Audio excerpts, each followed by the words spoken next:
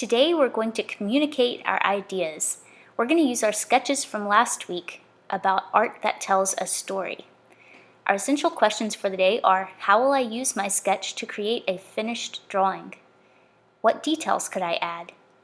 We're going to start with viewing some pictures and a demonstration. Then we'll have studio time to create. Then you'll clean up your materials, and last we'll reflect. The studio habit we're focusing on today is express.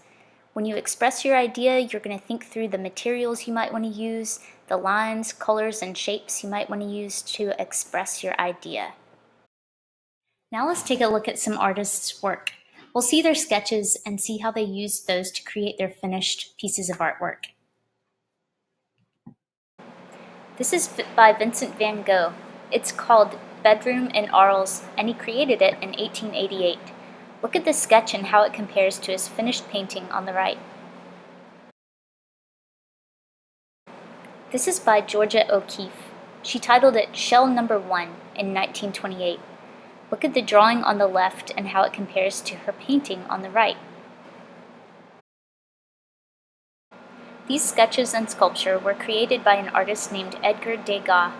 He titled the sculpture Little Dancer of 14 Years, and he created it in 1880. Look at the similarities between his sketches and his finished sculpture. This is a bobcat wood carving by an artist named Heather Payne.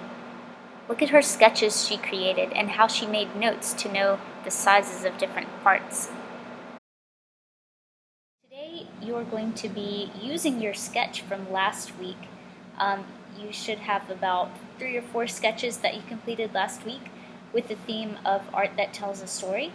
So whichever one you decided was your favorite, that's the one you're going to be using today. So I have a few sketches here. I may just choose one. Maybe I'll choose this one right here to be my favorite. And now I'm going to only just focus on this one idea that I had. And today you're going to be using a new sheet of paper.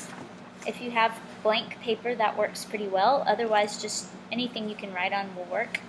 But we're going to now put that little sketch idea, we're going to create it on a big sheet of paper or a clean sheet of paper.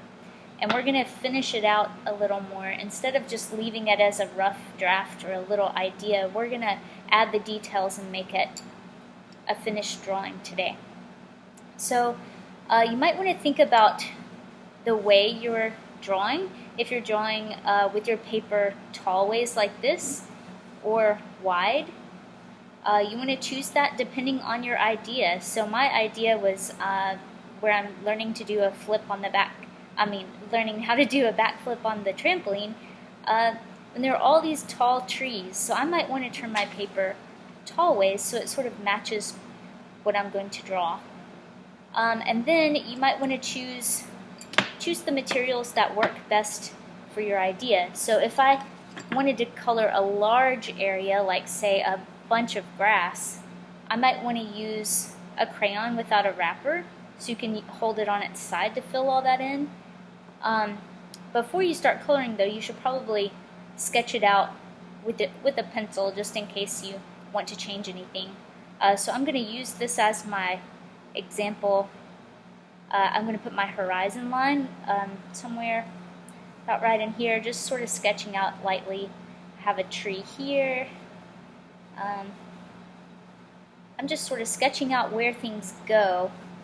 And this is a good time if you want to change anything from your original sketch. Now's when you can change your ideas. So maybe if you have a part of your drawing that you didn't get a chance to do last week, or you've had a better idea of something you wanted to add to your sketch, now's a chance to add that. So then my little trampoline is down here. Top of it here. Alright, so, and then I'm right here doing my flip. So I'm just sketching very lightly in case I want to erase something. Alright, once you get it all sort of sketched in, that's when you're going to decide what material works best for what you need. So if I'm doing all this grass, if I used a little bitty marker for that, it's going to probably run out all the ink in my marker. So I probably want to choose something, a different material. What about a colored pencil? Colored pencils have a really small tip too. So if you tried to color all this grass with a colored pencil, you're probably going to have to be sharpening it a bunch. It's going to run it way down on the lead.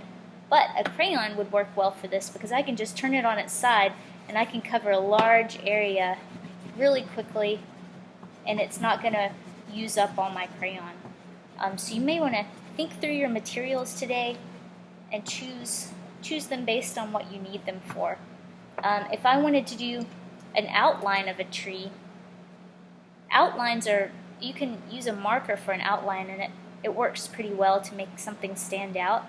If you wanted to use a marker for something like outlining, you don't have to do an outline, but if you want something to show up really well, markers are good for that. Maybe if I wanted to color it in, this is kind of a small area, so I could use a colored pencil for this. I could use a crayon, maybe on its tip, to get a smaller area, but a colored pencil works pretty well for small areas that you're going to need to get in little bitty areas like that. A colored pencil is going to work pretty well for that part. Alright, so today you're just trying to match your sketch, putting your sketch onto a new sheet of paper and kind of adding more details to it. You're taking more time on this one idea this week, and you're choosing materials that work best for your idea and work best for each part of your drawing. Alright, so you're going to use that sketch from last week. You're going to turn it into a finished drawing today. And then you can look at the reflection questions after you get done. It's time to create. Go ahead and pause the video, gather your materials, and begin.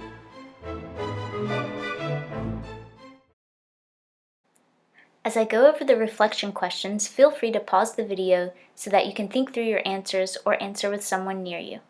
Number 1. How did your sketch help you create a finished drawing? Number 2. If you were going to title your finished artwork, what would you call it? Number 3. What part of your work are you most proud of?